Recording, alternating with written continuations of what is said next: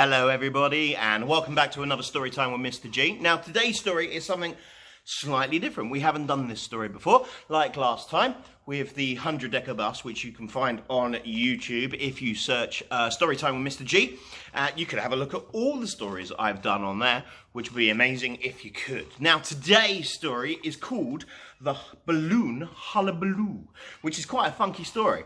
I've just read it for the first time and I thought it would be amazing to do this one with you guys. So I hope you enjoy it as much as I did. Now, Simon the squirrel was off to play ball, but there stood his mum with a list in the hall. Please pop to the shop, Simon dearest. Here's money for loo roll, new pants for yourself, bread and honey. And one thing that's much more important than these, tonight we've got pizza, so don't forget the cheese. So off trotted Simon with Rodney Raccoon. Suddenly Simon said, look, it's the moon. Everybody knows that it's made out of cheese. If we jump, we can take just much as we please. They ran to the lake in a mad, gleeful dash, leapt from a tree trunk and landed kersplash.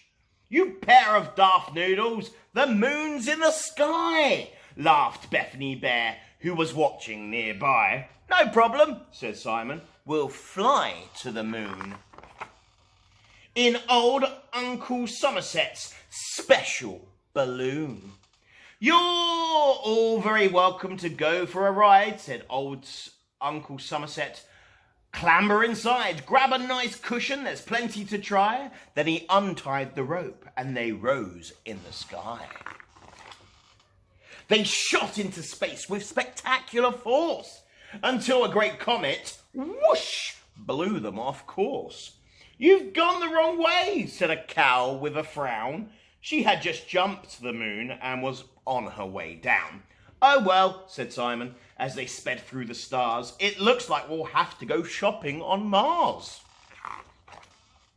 They landed on Mars and they bought honey and bread from a little green man with 3 eyes in each head.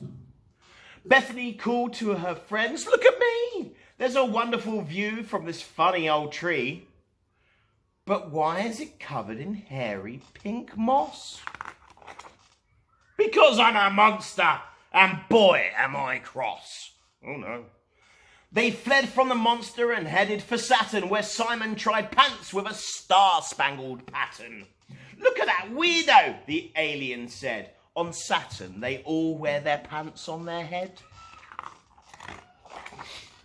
At the store on Uranus, all shrouded in mist, Simon said, toilet rolls are next on Mum's list. Of course, grinned the thing with the tentacled face. For loo roll, this planet is just the right place. Right, declared Simon, before we go back, why don't we stop for a drink and a snack? They called in a Pluto for cosmic rock cakes, which they ate at the Milky Way parlour with shakes. On Neptune, they hoped to get space fish and fries. Instead, all they caught was a scary surprise. Time to head home. Give it maximum power, said Simon. And then, yikes! It's a meteor shower. Down poured the meteors. When would they stop? Then, they all heard the sound. It was pop. Don't panic, said Rodney, it's under control. And he climbed up and plonked his rear end in the hole. He used his bum. They drifted back down to the earth with a bump that made Uncle Somerset wake with a jump. Oh, don't mind the puncture, he said. I can patch it. But you better run home to your mum or you'll catch it.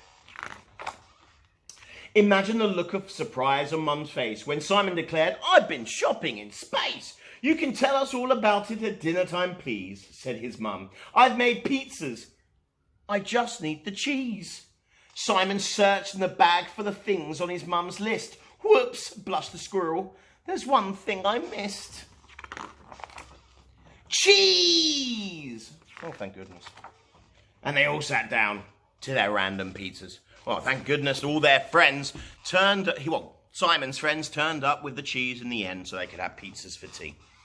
I wonder what you're going to have for tea. Perhaps I'll have pizza. Or McDonald's, if the queue's not too long. Well, anyway, I hope you enjoyed that story, and I hope you can join me again soon for another one. All right? Take care. Be safe. Bye.